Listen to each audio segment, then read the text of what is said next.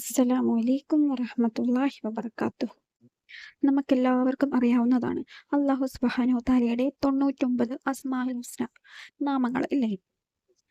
ഏതെങ്കിലും ഒരു നാമം മുൻനിർത്തി നമ്മുടെ ആഗ്രഹം അല്ലാഹുവിനോട് പറയുകയാണ് എങ്കിൽ അല്ലാഹു ഒരിക്കലും കൈവിടുകയില്ല.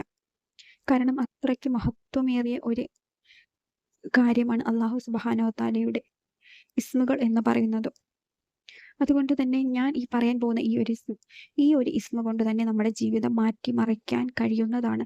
ആത്മാർത്ഥമായിട്ട് മനസ്സുരുകി അള്ളാഹുവിനോട് കരഞ്ഞുകൊണ്ട് ഇരു കൈകളും നീട്ടി അള്ളാഹുവിനോട് ചോദിക്കും.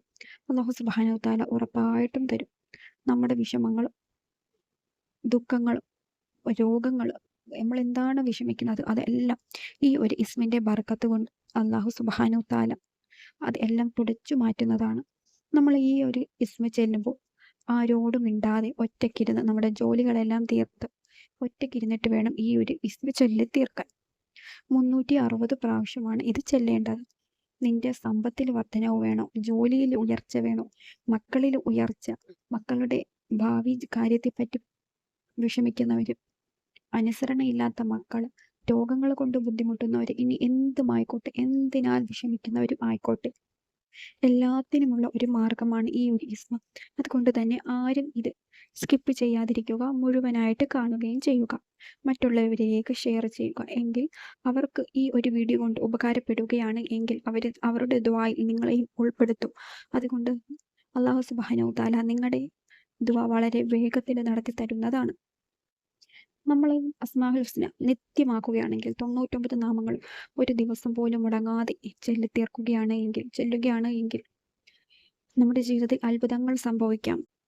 ഇത് ഞാൻ പറഞ്ഞ ഒരു കാര്യമല്ല.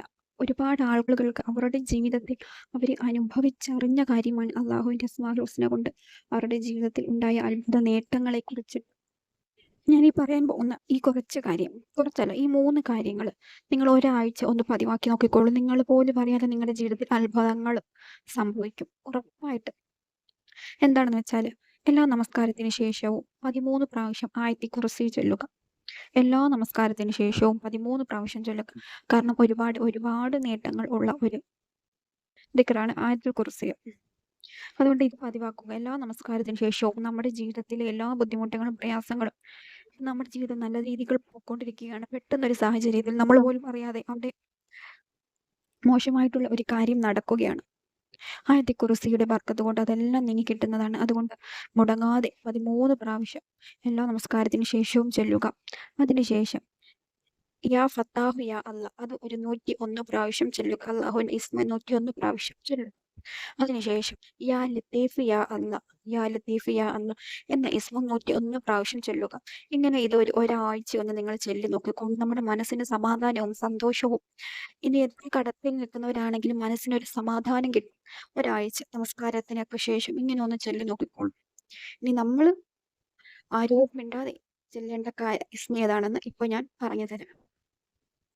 നമ്മൾ ആരോടും മിണ്ടാതെ ഒറ്റയ്ക്കിരുന്നിട്ട് വേണം ഞാൻ ഈ പറയാൻ പോകുന്ന ഈ ഒരു ഇസ്മ ചൊല്ലി തീർക്കാനായിട്ട്.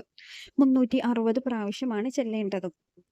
നമുക്ക് സുബഹി നമസ്കാരത്തിന് ശേഷം അല്ലെങ്കിൽ മഗ്‌രിബ് നമസ്കാരത്തിന് ശേഷം എപ്പോഴാണോ നമുക്ക് സമയം കിട്ടുന്നത് ആ ഒരു സമയം ആരോടും മിണ്ടാതെ ഇരുന്നിട്ട് ഒറ്റ ഇരിപ്പിൽ ഓതി തീർക്കും. അസ്മാഉൽ ഹുസ്നയിൽ ഏറ്റവും വലിയ ഇസ്മായ യാ കബീറു യാ അല്ലാ, വലിയവൻ എന്ന അർത്ഥം വരുന്ന യാ കബീറു യാ അല്ലാ എന്ന ഇസ്മാണ് ചൊല്ലി തീർക്കേണ്ടത്. കാരണം ഒരുപാട് മഹത്വമേറിയ ഒരു ഇസ്മാണ് യാ കബീർ യാ അല്ലാ, വലിയവൻ എന്നാണ് അതിന് അർത്ഥം വരുന്നത്. ഇത് 360 പ്രാവശ്യം ചൊല്ലുക. എന്നിട്ട് നബി സല്ലല്ലാഹു അലൈഹി വസല്ലമ തങ്ങൾക്ക് വേണ്ടിയിട്ട് 11 സ്വലാത്ത് ചൊല്ലുക. എന്നിട്ട് ഇരു കൈകളും ഉയർത്തി കരഞ്ഞുകൊണ്ട് അള്ളാഹുവിനോട് ചോദിക്കുക.